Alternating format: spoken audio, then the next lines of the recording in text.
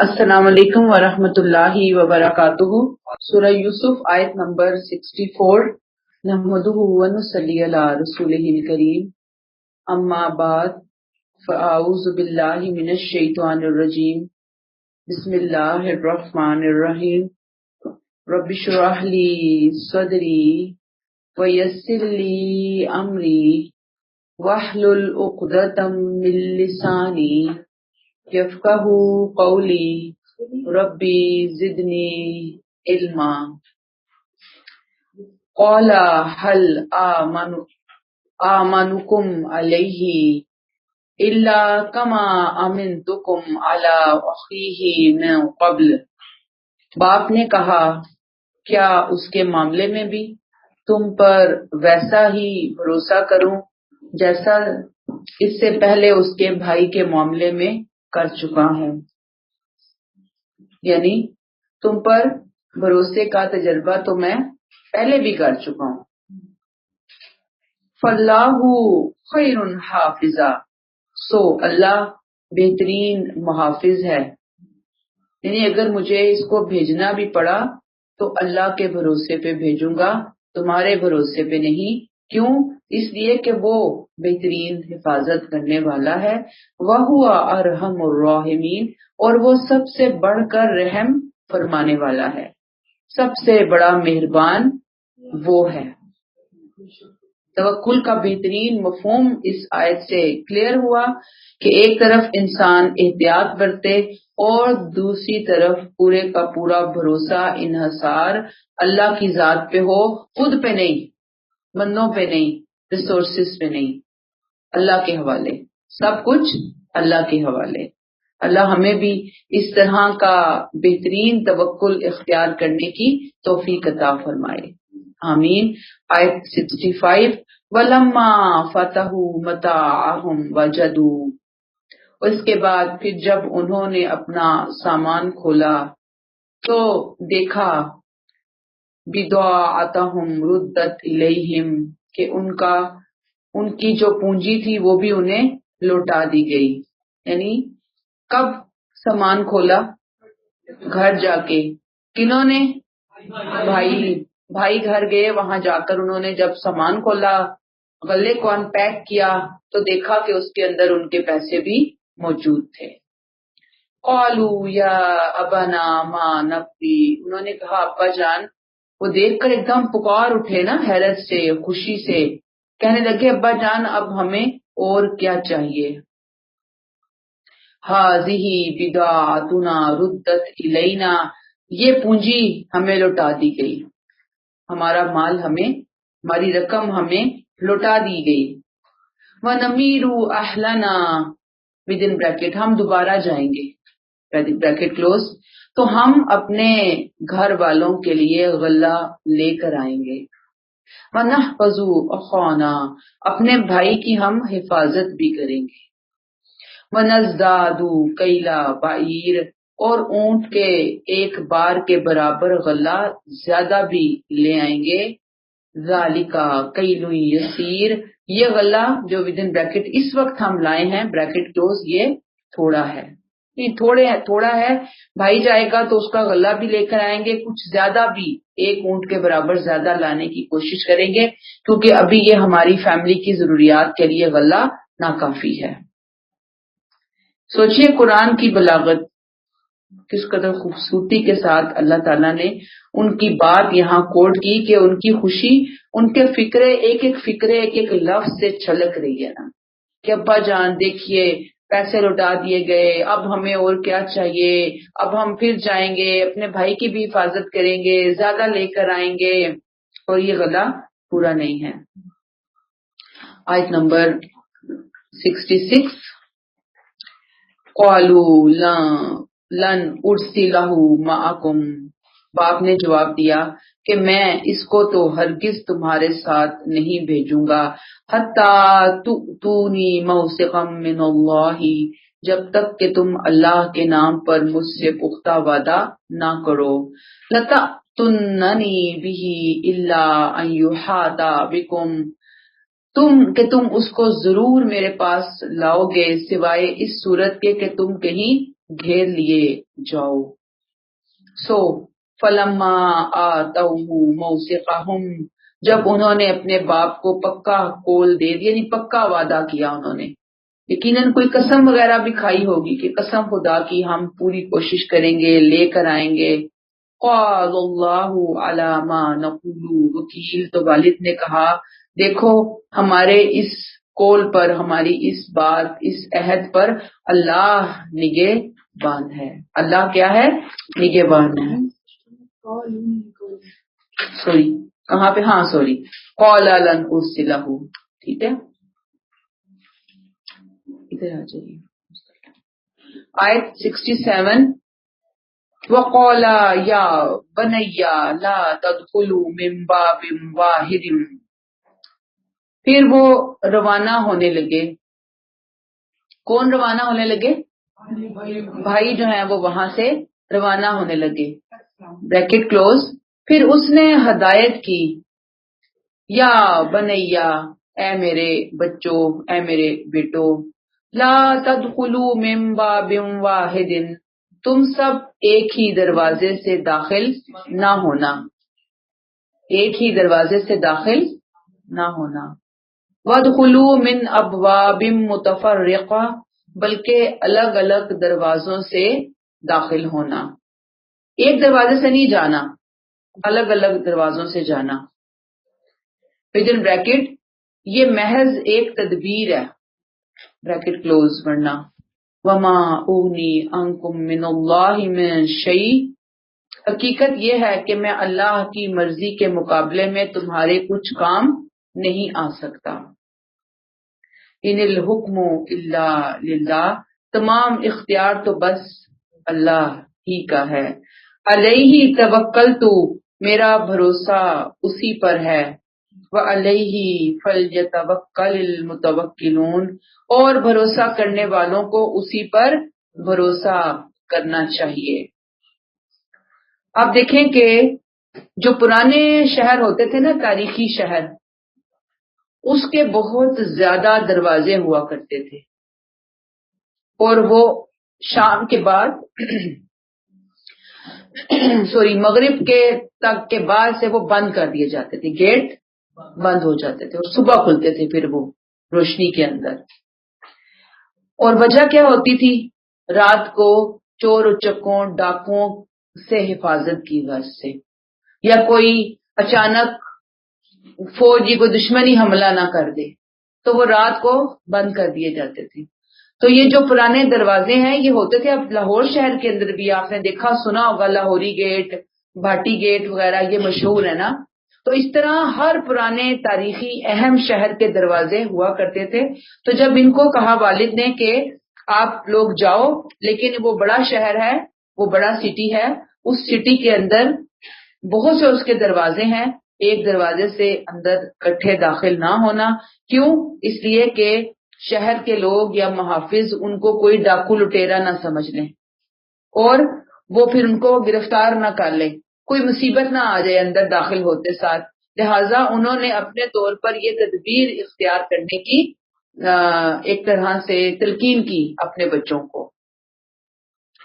یا کچھ اور مفسر وہ اس سائڈ پر گئے کہ یہ بڑے جناب وجی تھے، خوش شکل تھے، باوقار تھے، تو یہ قافلہ اندر جا رہا ہے تو پھر ان کو نظر بھی لگ سکتی تھی، تو یہ ان کو تنبیہ کر دی گئی. اور پھر کچھ نے کہا کہ نہیں، شہر کے اندر جو رہنے والے بدماش لٹیرے قسم کے لوگ تھے، وہ اس طرح کے نوبل لوگوں کو دیکھ کر کہیں ان کے پیچھے ہی نہ لگ جاتے گھات میں، ان کو لوٹنے کی غرض سے نا، تو اس لیے بھی ان کو تنبیہ کر دی گئی. تو انہوں نے کہا کہ وما اغنی عنکم من اللہ من شیء، اللہ کی مرضی کے مقابلے میں میں تمہارے کچھ بھی کام نہیں آ سکتا. یعنی میں تدبیر کر رہا ہوں، تدبیر میں برکت کس نے ڈالنی ہے؟ اللہ نے ڈالنی ہے. اگر اللہ کی کوئی اور مرضی ہے تو میں پھر تمہیں اللہ کی اس مرضی سے بچا نہیں سکوں گا. دیکھیں اللہ کے رسول اپنے بچوں کو یہ بات کہہ رہے ہیں اس وقت. اس تدبیر کو اس معنی میں نہ لینا کہ تمہیں اس تقدیر سے بچا سکے گی جو اللہ نے تمہارے لیے لکھی ہے، وہ اپنی جگہ پہ اٹل ہے. ان الحکم الا للہ، اصلی اختیار اللہ کا ہے. یہ یہاں سے وما اغنی سے لے کر متوکلون تک میرے اور آپ کے سیکھنے کے لیے بہت گہرا سبق ہے. ہم بھی بڑی تدبیریں لڑاتے ہیں، ہم بھی بڑی پلاننگ کر رہے ہوتے ہیں، پھر ہم سمجھتے ہیں کہ ہم شاید عقل کل ہیں، بڑے ہوشیار سمجھدار ہیں، اور ہم تو ہمیشہ ہی اچھی بات کرتے ہیں، اچھا ہی مشورہ دیتے ہیں، اور پھر ہم سمجھتے ہیں کہ شاید ہماری تدبیروں سے یا ہماری پلاننگ سے معاملات چل رہے ہیں. اصل میں وہ اللہ چلا رہے ہوتے ہیں. جب وہ نہیں چاہتے تو وہ ہماری تدبیر کام نہیں کرتی، جب وہ چاہتے ہیں تو ہماری تدبیر کام کر جاتی ہے. اب یہاں رسول تدبیر کر رہے ہیں، اللہ نہیں جا رہے تھے، مطلب وہ گئے ہیں وہاں پر، لیکن جو مصیبت آگے جا کر آنی تھی یا جو پریشانی آنی تھی کہ بھائی کو روک لیا جانا، وہ اچھا ہی تھا، خیر ہی تھی ان کے لیے، لیکن یہ ہے کہ کوئی بچا نہیں سکتا. تو وہ کہتے ہیں میں نے اسی پر بھروسہ کیا اور بھروسہ کرنے والوں کو اسی پر بھروسہ کرنا چاہیے. بہرحال نظر کے حوالے سے انشاءاللہ تعالی بہت جلد رمضان کے بعد انشاءاللہ کوشش ہوگی ایز سون ایز پاسبل اس طرح کی چیزوں پہ کچھ چھوٹا موٹا لیکچر رکھ کے جو ہمارے کانسیپٹ ہے نا نظر کے حوالے سے اس کو ہم بہتر کرنے کی کوشش کریں گے. اب ہمارے ہاں جو ایک چھوٹی سی بات ہمیں جاننی ہے وہ یہ کہ ہم آج کل اپنی ہر مس مینجمنٹ کو، اپنی بے احتیاطیوں بے تدبیریوں کو نظر کے کھاتے میں ڈال دیتے ہیں. یہ بالکل غلط بات ہے. ہر چیز نظر نہیں ہوتی، اور یہ بھی نہیں کہ نظر ہے ہی نہیں، کتنی ہے، کہاں ہے، کیسے لگتی ہے، علاج کیا ہے، کیسے چلانا ہے، یہ انشاءاللہ بات کی باتیں ہیں. اچھا جی، آیت نمبر 68. وَلَمَّا دَخَلُوا مِنْ حَيْثُ أَمَرَهُمْ أَبُوهُمْ، جب وہ سب اپنے باپ کی ہدایت کے مطابق شہر میں داخل ہوئے، ما كان يغني عنهم من الله من شيء إلا حاجة في نفس يعقوب قضاها، تو یہ تدبیر اللہ کی مرضی کے مقابلے میں ان کے کچھ بھی کام نہ آ سکی، بس یعقوب کے دل میں ایک خیال تھا جو اس نے پورا کر لیا. وَإِنَّهُ لَذُو علم لما علمناہ ولکن اکثر الناس لا یعلمون، بے شک وہ اس علم سے بہرہ مند تھا جو ہم نے اس کو سکھایا تھا، لیکن بہت سے لوگ یہ علم نہیں رکھتے. یعنی انہوں نے ایک تدبیر کی، تدبیر کیا تھی؟ ایک دروازے سے اندر نہیں جانا، بالکل، لیکن تقدیر اٹل ہے.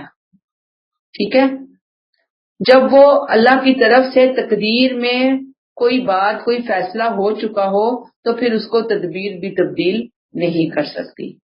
اس کے باوجود اللہ نے انسان پر فرض کیا کہ وہ کوشش بھی کرے اور دعائیں بھی کرے. تدبیر فرض ہے، وہ اس نے کرنی ہے، لیکن ساتھ اس کو یہ یقین رکھنا ہے کہ اللہ چاہیں گے تو میری اس تدبیر میں برکت ہوگی، فروٹفل ہوگی. وہ نہیں چاہیں گے، ان کا ارادہ ہے مجھے آزمانے کا، ان کا ارادہ ہے مجھے ابھی امتحان میں ڈالنے کا، تو پھر میری کوئی تدبیر بھی کام نہیں آ سکتی، بارآور نہیں ہو سکتی. تو یہاں پہ سمجھ آ گئی. اللہ تعالیٰ کہتے ہیں کہ بس یہ ایک خیال تھا ان کے دل میں جو انہوں نے پورا کر لیا. رسول کی بات ہو رہی، کسی عام ہستی کی بات نہیں ہو رہی. پھر فرمایا وَإِنَّهُ لَذُو عِلْمٍ لِّمَا عَلَّمْنَاهُ، بے شک وہ اس علم سے بہرہ مند تھا جو ہم نے اس کو سکھایا. یہ حضرت یعقوب علیہ السلام کی تعریف اللہ نے بیان کی کہ وہ تدبیر اور تقدیر کے مقابلے میں علم سے بہرہ مند تھے. یہ علم کس نے دیا تھا؟ اللہ نے دیا تھا. وَلَٰكِنَّ أَكْثَرَ النَّاسِ لَا يَعْلَمُونَ، لیکن لوگوں کی حقیقت کیا ہے؟ لوگوں کی اکثریت کیا کرتی ہے؟ ان کے پاس یہ علم نہیں ہے، یہ حقیقت نہیں ہے. وہ یا تو تدبیر کو سب کچھ سمجھ لیتے ہیں، تقدیر کا کوئی تصور نہیں ہوتا، یا پھر تقدیر کو ہی سب کچھ سمجھ لیتے ہیں اور تدبیر کو اگنور کر دیتے ہیں. حالانکہ دونوں لازم و ملزوم، دونوں کو ساتھ لے کر چلنا ہے. ٹھیک ہے، اب میرے اور آپ کے لیے سبق کیا ہے کہ ضروری تدبیر کرنا لازم ہے. دعا کرنا، تدبیر کرنا، اللہ پر بھروسہ کرنا، اور پھر اس کے بعد یہ بھول جائیں کہ ہم نے تدبیر کر لی، ہم نے دعائیں کر لی، اب نتیجہ 100% ہماری پسند کے مطابق آئے گا. اس کو پلیز سمجھنے کی بات ہے. یہ میرے پہ لازم ہے، فرض ہے تدبیر، میرے پہ لازم ہے دعا، میرے پہ لازم ہے اللہ پر بھروسہ، سب کچھ کر لیا، اب اللہ پہ چھوڑ دیں. وہ چاہیں گے تو میرا مسئلہ حل ہوگا، میں اس نقصان سے بچوں گی، میں وہ فائدہ حاصل کر سکوں گی. اگر وہ نہیں چاہیں گے، کب نہیں چاہیں گے، ان کا میرے بارے میں ایک امتحان کا ٹائم فریم ہے. بہت سارے چیپٹرز ہیں، پوری بک ہے میرے بارے میں جو میری زندگی کے امتحانوں سے بھری ہوئی ہے. اب میں آپ کو بارہا پہلے بتا چکی کہ کچھ امتحان آتے ہیں اور جاتے ہیں، آزمائشیں آتی ہیں، مسئلے حل نکلتے ہیں، حل ہوتے ہیں، ختم ہو جاتے ہیں. کچھ آتی ہیں وہ جاتی نہیں ہیں، وہ ٹھہر جاتی ہیں. کب جائیں گی مجھے نہیں پتا. کوشش کرتے رہیے، دعا کرتے رہیے، لیکن کیا نہیں کرنا، جلد بازی نہیں کرنی، بے صبرا پن نہیں اختیار کرنا. ٹھیک ہے، جو ہوگا اللہ چاہیں گے وہی ہوگا. ان الحکم الا للہ. اس میں بس ادھر ادھر توحید کی شاہراہ کو چھوڑ کر آگے پیچھے نہیں نکلنا. آیت 69 وَلَمَّا دَخَلُوا عَلَى يُوسُفَ آوَى إِلَيْهِ أَخَاهُ. جب یہ لوگ یوسف کے پاس پہنچے تو اس نے اپنے بھائی کو خاص اپنے پاس جگہ دی. ودن بریکٹ تنہائی کا کوئی ٹائم ہوگا، بریکٹ کلوز. قَالَ إِنِّي أَنَا أَخُوكَ. پھر وقت پہ ان کو بتایا کسی خاص جگہ پہ کہ میں تمہارا وہی بھائی ہوں، ودن بریکٹ یوسف. فَلَا تَبْتَئِسْ بِمَا كَانُوا يَعْمَلُونَ. اب تک یہ جو کچھ کرتے رہے، کون؟ یہ ستیلے بھائی، تم اس کا غم نہ کرو. گویا بھائی کو خاموشی سے پہلے تو اپنے پاس کہیں ان کو جگہ کے لیے ایڈجسٹمنٹ کی، ان کی یعنی اکوموڈیشن ایسے رکھی کہ قریب ہو جائے بھائی. پھر جو باقی بھائی تھے ان کو اتنی پرواہ تو ہوگی نہیں اپنے اس بھائی کی. انہوں نے خاموشی سے کسی مناسب ٹائم کے اوپر انہیں ساری بات بتا دی اور کہا کہ فلا تبتئس، اب غم کھانا چھوڑ دو، اب پریشان ہونا چھوڑ دو، اللہ کی مدد ہمارے شامل حال ہے، اب خوشیاں ہی خوشیاں، آرام ہی آرام ہے، اب یہ تمہارے بھائی تمہیں کچھ نقصان نہیں پہنچا سکیں گے. اچھا، اب یہاں بات تو نہیں لکھی، لیکن یہ تفسیر کرنے والوں نے کہا کہ بہت زیادہ ممکن ہے، 99% چانس ہے کہ جب انہوں نے اپنی حقیقت یوسف علیہ السلام نے بھائی کو بتائی تو ساتھ ہی یوسف علیہ السلام نے وہ تدبیر بھی بتا دی کہ جو وہ اپنے بھائی بنیامین کو اپنے پاس روکنے کے لیے اختیار کرنے والے تھے، تاکہ ان کا بھائی پریشان نہ ہو جائے اور وہ اطمینان سے رہے کہ ہم نے کوئی تدبیر کرنی ہے. آیت نمبر 70 فَلَمَّا جَهَّزَهُم بِجَهَازِهِمْ. ودن بریکٹ ان کی واپسی کا وقت ہو گیا بھائیوں کا، بریکٹ کلوز.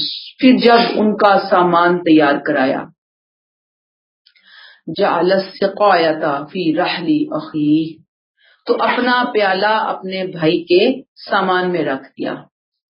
اپنا پیالہ کہا جاتا ہے عذرائے محبت. یہ ذرا سمجھنے والی بات ہے یہاں پر. سقایا رکھا انہوں نے، سقایا، ٹھیک ہے، بھائی کے سامان میں. ثم اذن مؤذن. اس کے بعد کیا ہوا؟ پیالہ رکھ دیا بھائی کے سامان میں. اللہ کی قدرت این اسی ٹائم، یعنی اللہ نے کہا ہوگا نا کہ بھی ایسے آپ تدبیر کریں، آپ پیالہ رکھیں، ٹھیک ہے نا، پیالہ رکھا یا جو بھی معاملہ ہوا، قرآن ہمیں اتنی ڈیٹیل نہیں بتا رہا. یہاں رک کر پہلے ایک کانسیپٹ کلیئر کریں کہ یہاں پہ ایسے ہے کہ جیسے نعوذ باللہ حضرت یوسف علیہ السلام نے کوئی ہیلا، کوئی جھوٹ نعوذ باللہ بولا تھا، کوئی تقیہ کیا تھا اپنے بھائی کو اپنے پاس روکنے کے لیے. یاد رکھیے کہ انبیاء کرام کی عصمت انتہائی معصوم ہوتی ہے. کوئی ایک چھوٹے سے چھوٹے جھوٹ کا، غلط بات کا، برائی کا، بدی کا ان کی زندگی میں دور دور تک شائبہ تک نہیں ہوتا، سوال ہی نہیں پیدا ہوتا. کتنا بڑا مرضی نقصان ہو جائے وہ کر ہی نہیں سکتے ایسے. ٹھیک ہے، تو اب دیکھیں اللہ تعالیٰ کی قدرت. این اسی ٹائم کیا ہوا، انہوں نے پیالہ رکھوایا بھائی کے سامان میں، محبت کے طور پر، اپنی نشانی کے طور پر، یوں آپ سمجھ لیں. جس طرح یوسف علیہ السلام نے، یاد ہوگا پچھلی ملاقات میں اپنے بھائیوں کے سامان میں بھی کچھ رکھوایا تھا، پیسے رکھوائے تھے نا کہ یہ پھر آئیں. تو یہاں پہ بھی ایسا ہی ہوتا ہے کہ یہ بن بتائے بنیامین کو وہ جو پیالہ ہے ان کے سامان میں رکھوا دیا تاکہ وہ وہاں جائے تو اتنا زبردست پیالہ دیکھ کر وہ اپنے بھائی کی مہربانی یا ان کی یاد کے حوالے سے وہ خوش بھی ہو جائیں، اور وہ یہ نشانی جو ہے وہ ان کے اختیار اور اقتدار کی اپنے بھائی کو بھی دکھائیں. یہ بات سمجھ میں آ گئی آپ کو؟ اچھا، بعض کہتے ہیں نا کہ یہ میں نے آپ کو 69 میں بتایا کہ انہوں نے بتا دیا نا اپنے بھائیوں کو کہ ایسے ہوگا، لیکن یہ ضروری نہیں ہے کہ ایسی بات ہو. میں نے اب نا قرآن میں نہیں لکھا ہوا کہ بنیامین کو انہوں نے پہلے سے ساری بات بتائی ہوگی. ٹھیک ہے، یہ جو دوسری بات ابھی ہم کر رہے ہیں نا، یہ جو دوسرا پوائنٹ آف ویو میں آپ کے سامنے رکھ رہی ہوں، مجھے یہ زیادہ ویلڈ لگتا ہے کہ انہوں نے جیسے اپنے بھائیوں کے سامان میں پیسے رکھوائے تھے، ایسے ہی بنیامین کے سامان میں وہ پیالہ رکھوایا، سکایا جس کو بولا جاتا ہے. اور کیوں رکھوایا؟ کہ وہ وہاں جائیں، خوش بھی ہوں اور اپنے والد کو بھی بتائیں کہ ایسے ہمارا بھائی جو ہے نا وہ اللہ نے اس کو بہت بڑی مقام کے اوپر پہنچا دیا. ٹھیک ہے، چلیں آگے آئیں. آیت 71. قالوا اقبلوا علیہم ماذا تفقدون. انہوں نے ان کی طرف پلٹ کر پوچھا تمہاری کیا چیز کھوئی گئی ہے. یعنی دیکھیں نا یہ کیا ہوا کہ جب ان کا واپسی کا ٹائم ہوا نا تو پکارنے والے نے، آیت 70 رہ گئی تھی، فی رحل اخیہ ثم اذن مؤذن ایتھا العیر انکم لسارقون. ایک پکارنے والے نے پکارا، ملازم جو تھا، اے قافلے والو تم یقیناً چور ہو.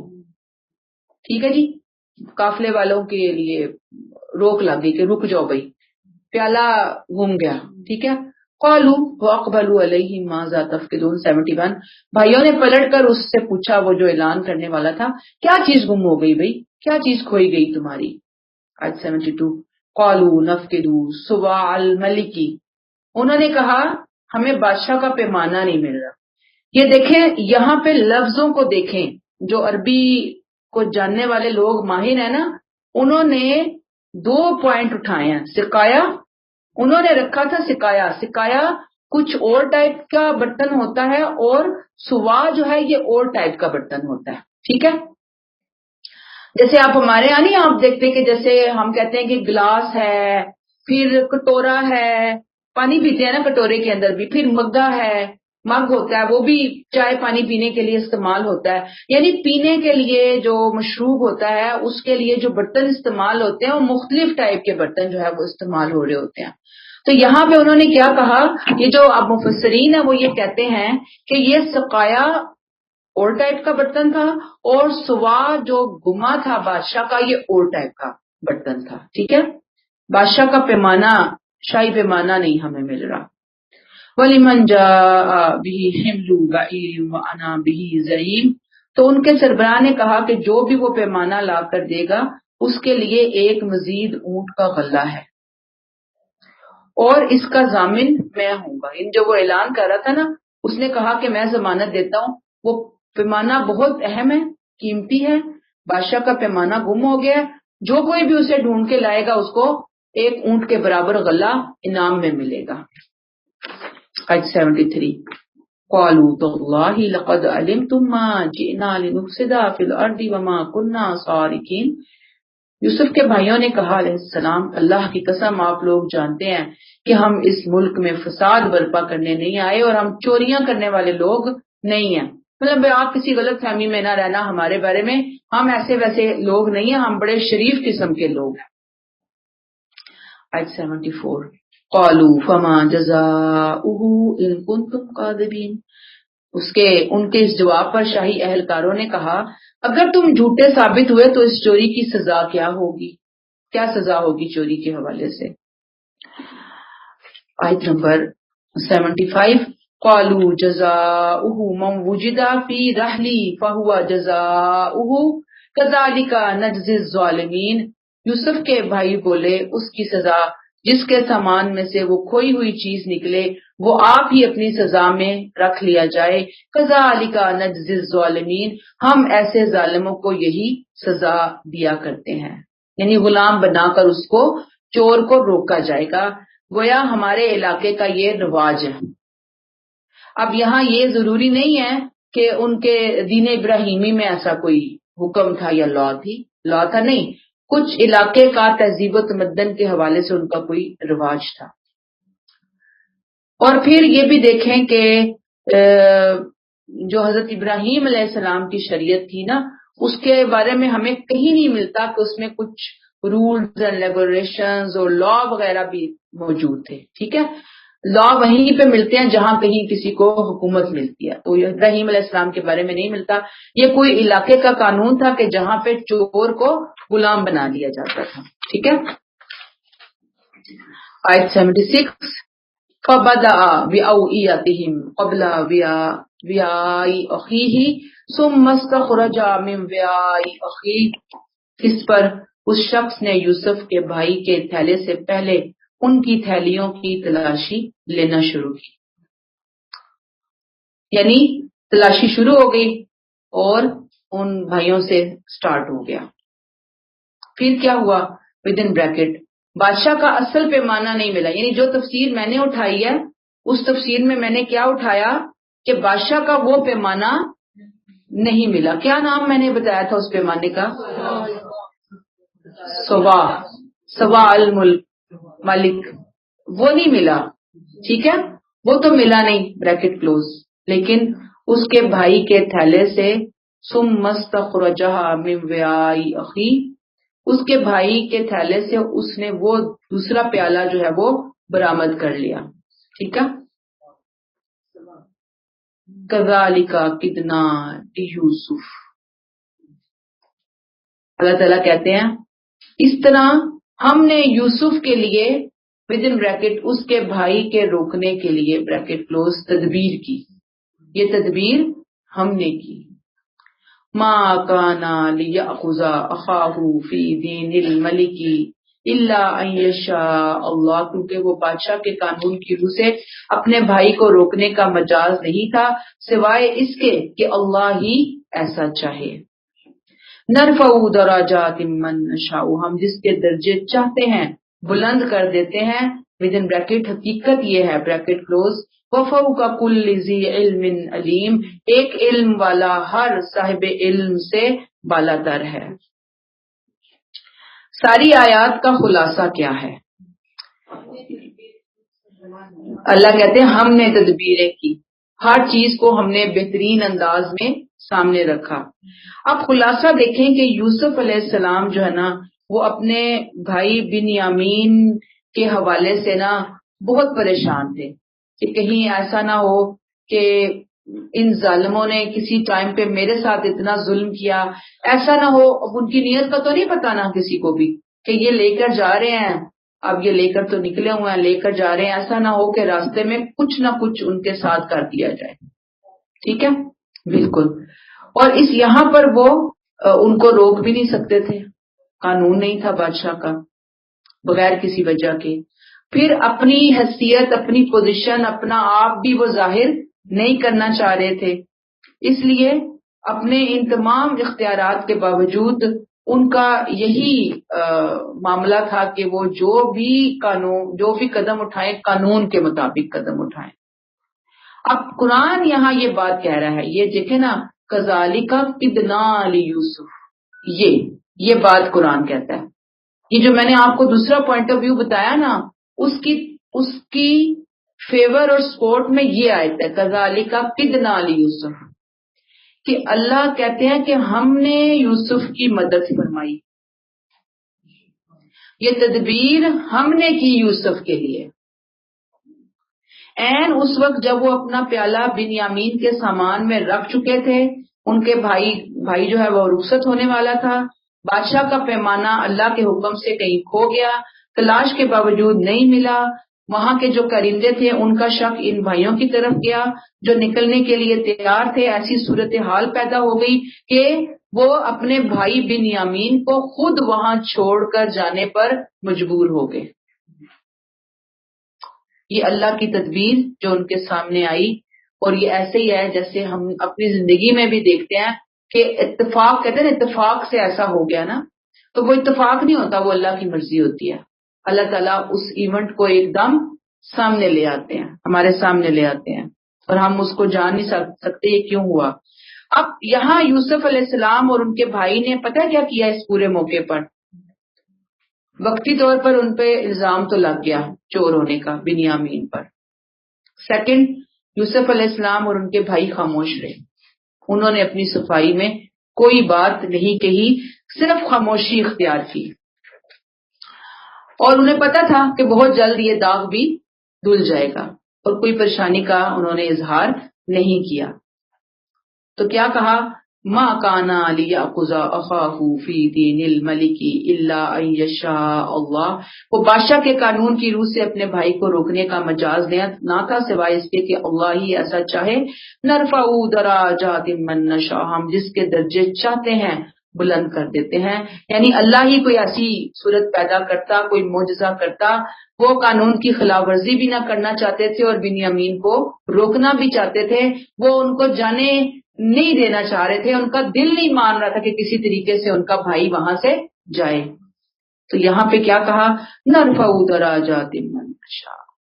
بظاہر دنیا کے بدقسمت ترین انسان، محروم القسمت انسان حضرت یوسف علیہ السلام اس وقت جب وہ اپنے بھائیوں کے ہاتھوں کنویں میں قید کر دیے گئے، وہاں سے نکلے، وہاں وہ پورا سفر ان کی زندگی کا دیکھیں. اللہ نے ان کو کتنے بلند مقام پر پہنچایا. یہ ہے نرفع درجات من نشاء، ہم جس کے درجے چاہتے ہیں بلند کر دیتے ہیں. کائنات کا پروردگار ان کے لیے تدبیریں فرما رہا تھا. اور آپ کو دیکھیں نا، میں نے آپ کو بتایا کہ کیسے ان کو ڈالا گیا، فوراً ہی قافلے والے وہاں پہنچ گئے، ساتھ ہی لے کے وہ وہاں سے ان کو نکل پڑے. کوئی وہاں پہ زیادہ ٹائم ان کو اکیلے نہیں گزارنا پڑا. اور جب وہ بازار میں پہنچے ہیں تو آگے عزیز مصر وہاں موجود تھا، وہ آلریڈی وہاں پہ شاپنگ کر رہا تھا، وہ خرید رہا تھا، یعنی کہ جب وہ اپنے غلام وغیرہ، اور ان کو اس کی نظر ان کے اوپر پڑی اور فوراً اس نے لے لیا. دیکھیں یہ کیا ہے، اس کو ہم اتفاق نہیں بولیں گے، یہ اللہ کا حکم ہے. یہ وہی ہے کذالک کدنا، ہم پلان کرتے ہیں. ایک ہماری پلاننگ ہوتی ہے، ایک اللہ کی پلاننگ ہوتی ہے. واللہ خیر الماکرین، اللہ بہترین پلانر ہے، بہترین پلاننگ کرنے والا ہے. اور یہاں آپ دیکھیں نا، نرفع درجات من نشاء، جس کے درجے چاہتے ہیں. آپ دیکھیں نا یہاں پہ بنیامین کو بھی اللہ نے وہاں سے نکال دیا. ٹھیک ہے، پھر فرمایا وفوق کل ذی علم علیم، ہر علم والے سے بالا تر علم رکھنے والا یعنی اللہ موجود ہے، جس کا علم حقیقی ہے. وہ ہر پردہ غیب کی چیزوں کو جانتا ہے. اس کے لیے ناممکن کو ممکن بنا دینا کوئی چیز مشکل نہیں ہے، بہت آسان ہے. یہاں اصل میں قریش کو وارننگ دی جا رہی ہے کہ آج وہ اللہ کے رسول نبی کریم صلی اللہ علیہ وسلم کو جن حالات میں دیکھ رہے ہیں اور جو وہ ان کو اذیتیں دے رہے ہیں، وہ کسی غلط فہمی کا شکار نہ ہو. حالات کا حقیقی علم اللہ کے پاس ہے. اللہ کو معلوم ہے کہ ان تاریکیوں کو کب ہٹانا ہے اور صبح کی روشنی کب اللہ نے لانی ہے. ابھی اس نے ایک حکمت کے تحت اپنے رسول کو اس تکلیف کے اندر، اس اذیت کے اندر رکھا ہوا ہے. اس کی حکمت ہے، اس کا امتحان ہے. اور اللہ تعالیٰ جب وہ کھولیں گے تو اللہ تعالیٰ اسلام، پیغمبر اسلام صلی اللہ علیہ وسلم کے لیے کس طرح سورج بننے اور پوری دنیا میں نور اور منور بن کر چمکنے کا ایک موقع فراہم کر دیں گے. ان کے لیے کوئی چیز مشکل نہیں ہے. یہاں تک بات سمجھ میں آئی ہے؟ اب ہمارے سامنے دو تفسیریں آ گئی. ایک وہ کہ یوسف علیہ السلام نے خود جان بوجھ کر وہی پیالہ جو گم ہوا اپنے بھائی کے سامان میں رکھوایا تھا کہ جب یہ چوری کے الزام میں میرا بھائی پکڑا جائے گا تو اس کو یہاں پر رکھ لیا جائے گا. ایک تفسیر یہ آپ کے سامنے. اگر آپ کا ذہن مانتا ہے آپ اس تفسیر کو لے لیں، اس میں تو کوئی ایسی بات ہے ہی نہیں. ٹھیک ہے. دوسری تفسیر بھی میں نے آپ کے سامنے رکھ دی کہ یہ دو الگ الگ پیمانے تھے. جو بادشاہ کا پیمانہ تھا وہ اسی ٹائم پہ گم ہوا، اللہ کے حکم سے ہوا. انہوں نے جسٹ اپنے بھائی کے سامان میں وہ رکھا. وہ بادشاہ کے قانون کو توڑنا نہیں چاہتے تھے، اور ایک اچھا شریف انسان کبھی بھی لا بریکر نہیں ہو سکتا، اور رسول تو سوال ہی نہیں پیدا ہوتا. ٹھیک ہے نا. اب انہوں نے ایک تدبیر کی، ادھر سے تدبیر اللہ نے کی، ادھر سے سامان کھلا، سامان میں سے وہ پیالہ نکلا، دونوں بھائی خاموش رہے. اللہ اللہ خیر سے اللہ، وہاں پہ بھائی کے رکنے کی صورت نکل آئی. ایک تفسیر آپ کے سامنے یہ آ گئی. یہ ہوتی ہیں علمی بحثیں، اسے ہم بولتے ہیں علم کی دنیا ہے. ہر ایک کا ایک اپنا پوائنٹ آف ویو ہے، وہ اس کو سامنے لے کر آ رہا ہوتا ہے اور وہ بتا رہا ہوتا ہے. اب لینے والوں پہ ہے کہ وہ اس کو لیتے ہیں یا اس کو لیتے ہیں. اہدنا الصراط المستقیم. اللہ درست رائے اختیار کرنے کی توفیق عطا فرمائے. خیر ہوئی یہ بات. اب بتائیں نورین، آپ کا سوال جو انہوں نے خود رکھا تھا، جو حضرت یوسف علیہ السلام نے اپنے بھائی کے سامان میں اپنا کوئی پیالہ رکھا تھا، لیکن چونکہ وہ تھے تو شاہی نا، رائل، ایک طرح سے جیسے ورکرز ہوتے ہیں. آپ حضرت یوسف علیہ السلام خود بھی اس میں شامل تھے نا. کوئی انہوں نے نہیں چرا کے وہاں رکھا تھا کوئی شاہی پیالہ، ان کا کوئی ذاتی پیالہ ہوگا. جیسے آپ دیکھیں نا بادشاہوں کے پاس بڑے پیش قیمت قسم کے گفٹس وغیرہ چیزیں ہوتی ہیں، بعض دفعہ آتی ہیں، بعض دفعہ کوئی تحفے میں لے کر آتا ہے، بعض دفعہ یہ تحفے دے رہے ہوتے ہیں، کیونکہ کوئی عام وہاں پہ ورکر تو نہیں تھے نا، وہ تو ایک طرح سے وزیر اعظم تھے وہاں کے. تو ان کے پاس اگر کوئی چیز تھی تو انہوں نے وہ پیالہ اپنے بھائی کے اس میں رکھا. اب جب کہ وہ پیالہ ڈسکلوز ہوا تو چونکہ تھا وہ بھی شاہی مہر کا تھا نا، اس لیے پھر ان کو پکڑ لیا گیا کہ بھئی اب جو ہے آپ آ جائیں.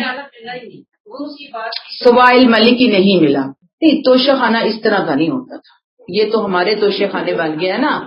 یہ توشہ خانہ قرآن کی روح سے پڑھیے کہ کوئی توشہ خانہ کا کوئی وجود دین میں نہیں ہے. ٹھیک ہے. 77. اب دیکھیں نا ذرا بھائی کتنا رقیق الزام لگا رہے ہیں نا اپنے بھائی کے اوپر. قالوا ان يسرق فقد سرق اخ له من قبل. بھائیوں نے کہا کہ اگر یہ چوری کرے تو اس سے پہلے اس کا بھائی بھی چوری کر چکا ہے. استغفر اللہ، کتنا بڑا بہتان انہوں نے لگا دیا یوسف علیہ السلام کے اوپر بھی. فَأَصَرَّهَا يُوسُفُ فِي نَفْسِهِ وَلَمْ يُبْدِهَا لَهُمْ. یوسف نے ان کی بات کو اپنے دل ہی میں رکھا اور ان پر ظاہر نہ ہونے دیا. قَالَ أَنْتُمْ شَرٌّ مَّكَانًا. دل میں کہا تم بڑے ہی برے لوگ ہو گئی. وَاللَّهُ أَعْلَمُ بِمَا تَصِفُونَ. جو تم بیان کر رہے ہو اس کی حقیقت اللہ تعالیٰ جانتے ہیں. یعنی اپنی خفت مٹانے کے لیے انہوں نے پہلے ہی کہا کہ ہم پہلے کہہ چکے تھے نا ہم چور نہیں ہیں. آپ دیکھا کہ بھائی کے سامان سے مال آ گیا تو انہوں نے جھوٹی بات بنا کر ایک دم خود کو اس سے دور کر لیا کہ نہیں اس کا تو ہم سے کوئی تعلق نہیں، نعوذ باللہ یہ تو ہے ہی چور، اس کا بھائی نعوذ باللہ استغفر اللہ وہ بھی چور ہے، اور یہ ہمارا حقیقی بھائی نہیں ہے، ستیلا بھائی ہے، اور یہ نعوذ باللہ استغفر اللہ یہ خصلت جو ہے نا چوری کی یہ اپنی ماں سے لے کر آئے ہیں دونوں بھائی جو ہیں. کتنا بغض تھا دیکھیں ان کے دل میں. اب اتنے سال گزر گئے، سوچیں ظلم کیا ہوا یوسف علیہ السلام پر، ابھی بھی دل سے نہیں نکلے یوسف علیہ السلام، یعنی ابھی بھی ان کی برائی کرنے سے باز نہیں آ رہے، ذرا شرم و حیا نہیں ہے بھائیوں کے اندر. اب یوسف علیہ السلام کا کردار دیکھیں، بادشاہ کے مقام پر ہیں، بہت زیادہ ساری اتھارٹی ساری پاورز ان کے پاس ہیں.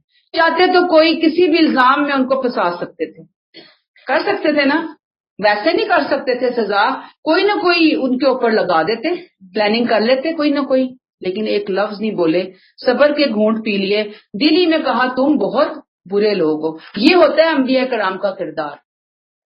ٹھیک ہے نا. اللہ تعالیٰ ہمیں توفیق عطا فرمائے کہ ہم سمجھیں اور جانیں.